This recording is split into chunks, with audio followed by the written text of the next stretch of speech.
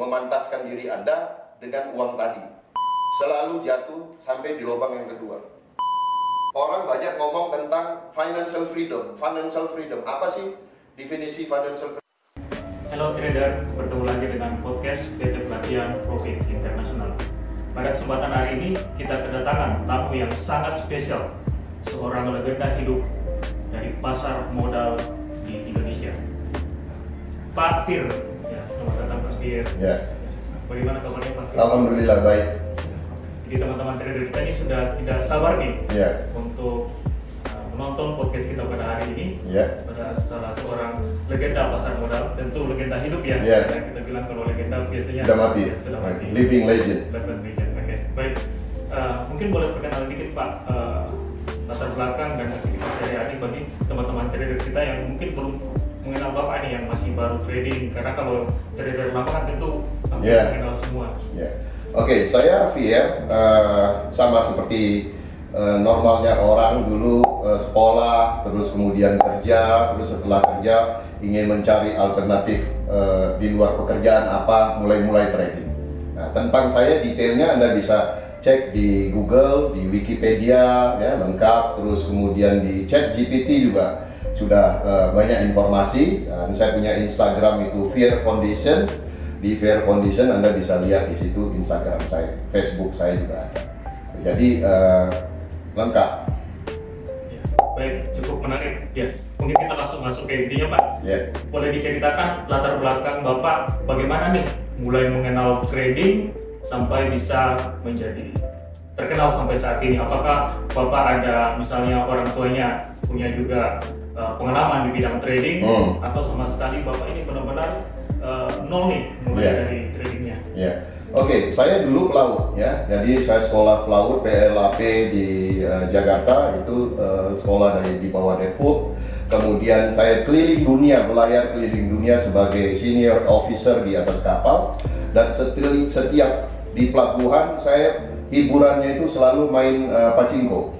Karena trip saya dulu banyak di Asia, Jepang ya, di Hong Kong dan di Jepang. Setiap pelabuhan, Tokyo, Nagoya, Kobe, Yokohama, saya selalu main pachinko, main judi pachinko, dan selalu menang.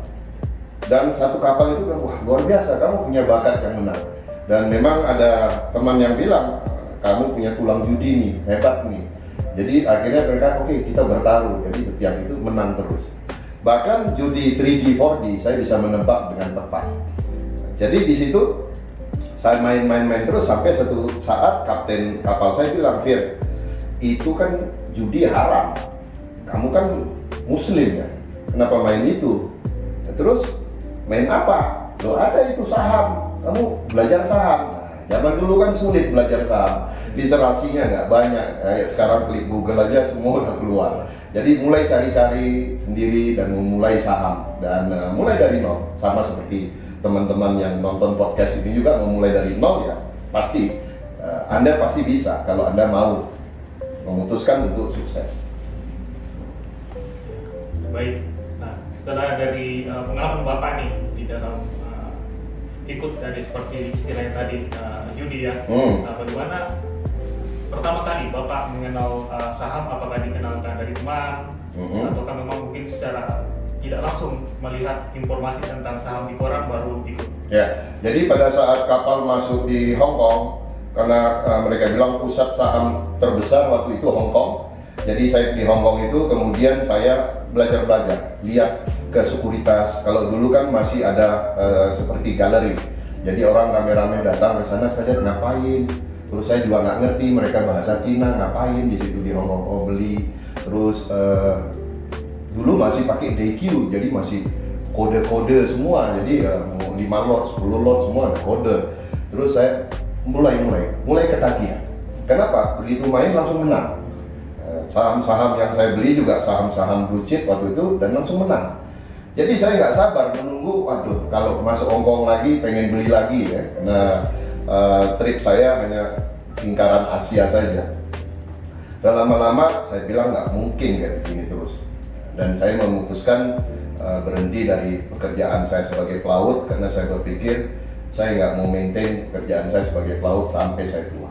Akhirnya saya mulai turun di darat, kerja di darat, baru saya punya waktu dan punya kesempatan untuk belajar saham lebih banyak. Dan kemudian mencari mentor. Baik, cukup menarik Pak Agil perjalanannya mulai dari belajar atau mengutip ya indeks saham di Hong Kong. Dan apakah pada saat itu indeks saham di Hong Kong itu masih trading floor Pak sistemnya? Seperti kan kita tahu bahwa saat ini orang lebih ke elektronik ya, laptop, komputer di rumah masing-masing bisa. Apakah di zaman dulu itu lewat trading floor atau sudah bisa juga lewat laptop? Dulu masih DQ.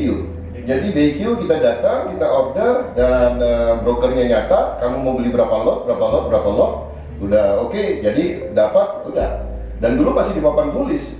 Jadi kalau umpamanya beli semua antri putih ditulis gini kan, terus nanti begini udah laku itu brokernya itu jalan pakai baju putih itu dihapus lah, selesai. Berarti udah done ya, udah laku dan lain-lain. Jadi sangat menarik dan trading floor itu masih dipertahankan di Hong Kong. Nah, beda dengan kita. Kita kadang sok modern, trading floor dihapus. Salah, itu nyawanya, soulnya itu di trading floor. Kita masih DQ, order 5 lot, semua ada kode-kodenya. Baik, apakah saat ini trading floor itu bagi institusi aja Pak? Ataukah ada sampai sekarang di Hong Kong Exchange masih ada retail yang trading di trading floor? Ya, trading floor itu, yang duduk di trading floor itu sekarang semua securities house. Nah, kemudian securities house menghubungkan trading floor itu dengan kantor cabangnya. Nah, karena sekarang sudah online, semua bisa beli online. Tetapi di sana masih tetap menyediakan yang namanya galeri. Di kita juga pernah mencontoh ada galeri. Jadi setiap hari orang datang nunggu rame-rame semacam trading bareng tapi di galeri. Itu menarik. Tapi sekarang saya lihat sudah nggak ada. Nah, saya ingin membangkitkan itu lagi dengan bikin kafe. Terus di kafe itu kita duduk semacam terabar setiap hari. Kira-kira. Ya, cukup menarik Pak, karena kita tahu sendiri bahwa ketika kita bersama dengan trader-trader yang sudah profesional, ada suatu frekuensi berbeda dengan kita mungkin lewat webinar dan lewat ini di mana tidak ada frekuensi yang kita dapatkan dari trader yang profesional. Ya. Oke. Dari ketiga Bapak setelah trading di Hong Kong Stock Exchange dan kemudian berhenti menjadi pelaut dan kemudian serius di Stock Exchange Indonesia, bagaimana perjalanan Bapak dari stok sampai mungkin masuk ke dalam gold, forex dan aset? Pada saat saya masuk di IDX, semua orang belajar pengen jadi retail. Cuma saya yang nggak tertarik jadi retail. Saya bilang ngapain kita jadi retail? Setiap hari kita diguyur, setiap hari kita dibanting, digorok, dikarungin. Terus lu mau jadi apa? Saya bilang I want to be market maker. Dia bilang gila loh, market maker itu harus punya modal banyak. Makanya kita cari modal yang banyak untuk jadi market maker. Dan market maker, block trader, small block trader. Jadi saya mau jadi itu. Saya nggak mau jadi retail. Nah, itu perjalanan awalnya. Pada awalnya banyak yang mencibir. Ngomong gede aja. New kids on the block. Banyak seperti itu. Tapi saya salut orang yang ngomong new kids on the block sekarang mengakui saya, you're the best. Nah, itu saya dapatkan pengakuan orang yang dulu bilang saya new kids on the block, salah satu direksi Bursa Efek Indonesia, sekarang dia bilang you are the best. I like you.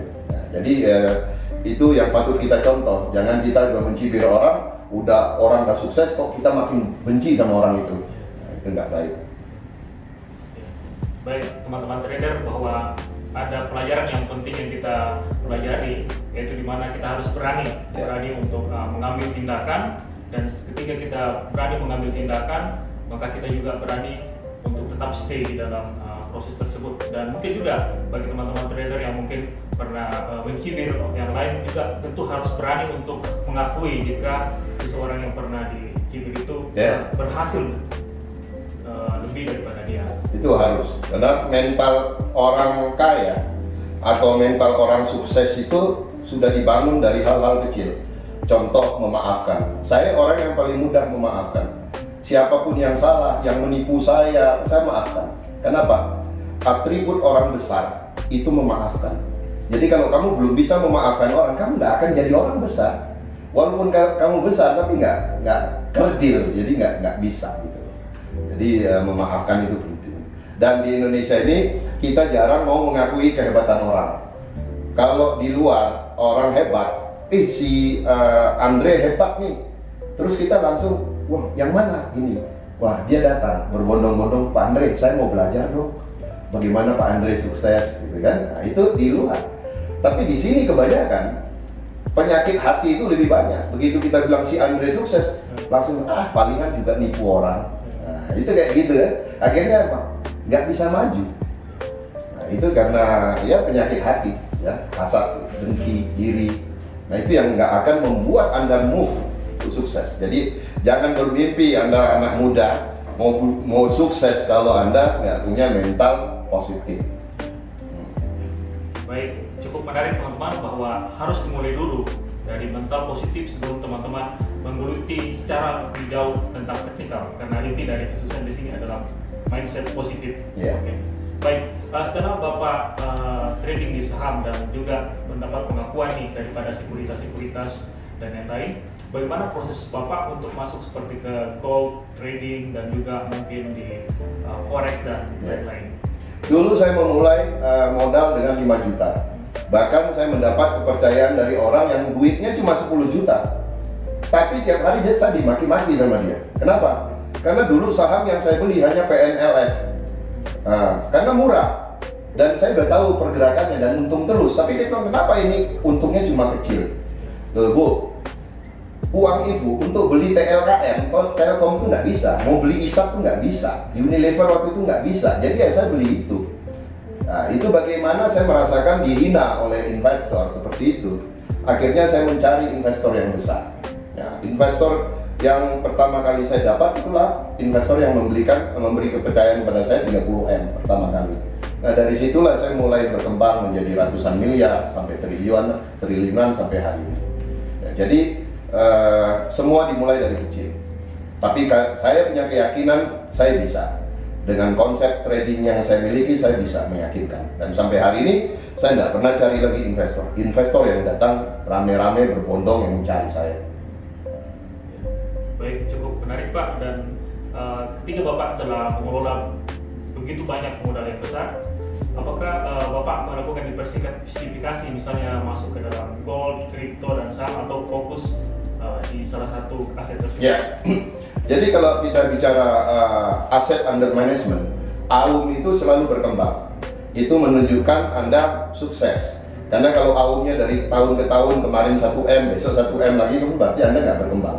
AUM saya berkembang terus sampai di satu titik, kalau saya beli saham saja, udah nggak kelebihan, duitnya kelebihan.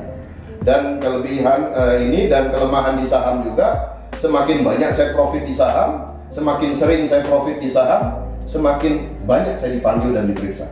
Nah, jadi saya berpikir, waduh, repot juga ya, saya kemarin untung 100 miliar, tapi 3 tahun ke depan, tahu-tahu saya dipanggil, diperiksa, kenapa ini, kenapa. Ya, jadi bagi saya, waduh, ternyata pengelolaan AUM yang besar tidak bisa semuanya di saham. Akhirnya saya mencari another instrumen yang lain, dan instrumen itu adalah gold. Gold ini memang market cap-nya saja sudah besar sekali ya. Jadi billion dollars, dan kalau kita bilang benar-benar mesin uang. Sehingga berapapun duit yang Anda bawa, 1T, 10T, 100T, nggak ada apa-apanya. Sama seperti menggarami air laut. Jadi saya melihat bahwa ini peluang yang cukup besar. Dan profitnya yang kita bisa dapat mulai dari 250% sampai 1200%. Nah, jadi ini yang membuat menarik. Dan saya tidak meninggalkan saham saya tetap, tetapi kayak orang naik mobil, saya lebih rileks. Kalau di saham kayak kita naik angkot, kalau di SAU, forex ini kayak kita naik Ferrari, cepat. Adrenalin rush-nya juga tinggi. Baik, cukup menarik bahwa dari saham juga trading di gold, dan mungkin kita akan membahas lebih jauh nih Pak tentang gold. Pak Apir sendiri kira-kira apakah trading di pasar seperti spot, future, atau CFD, atau fokus di salah satu aset tersebut? Oke, kalau kita bicara instrumen, kita harus lengkap karena banyak yang belum tahu bahwa gold itu ada fisik gold. pasar fisik gold itu di Hong Kong Gold Exchange itu ada pasar fisik.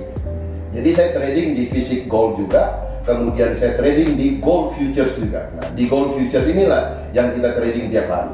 Nah, kalau di gold futures, kalau di gold futures Anda bisa scalping, trading setiap hari dengan strategi scalping, tetapi di gold fisik tidak seperti itu. Kita beli emas pada saat dia koreksi di 2540, waktu dia di 2286 kita beli emas fisik. Karena beda emas fisik dengan futures itu nggak jauh beda. Jadi kalau di emas fisik itu di emas fisik itu 3000, futuresnya di 3150. So, jadi nggak jauh beda. Tetapi barangnya itu nggak ada. Jadi walaupun sekarang harga di 3.700, belum ada yang mau jual emas fisik. Bahkan emas fisik itu sudah ada yang bid di harga 7.000. Tetap nggak ada orang yang mau jual. Dan saya kalau contoh punya barang harga di 2286 emas fisik, nggak mungkin saya mau jual. Walaupun orang udah nawar di 7.000, kecuali saya memang benar-benar mau exit dari market.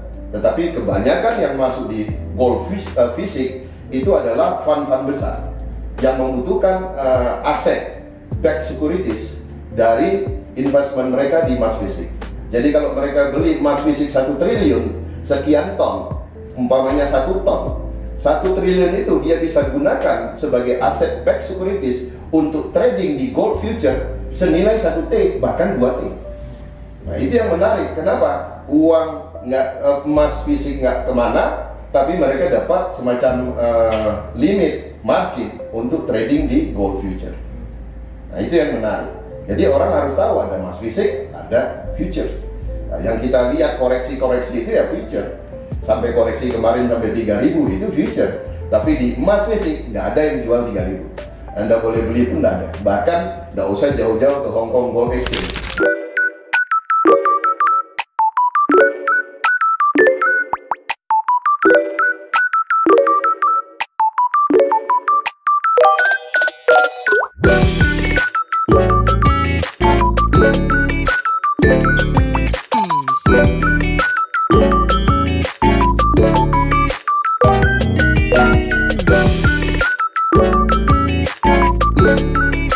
Yeah.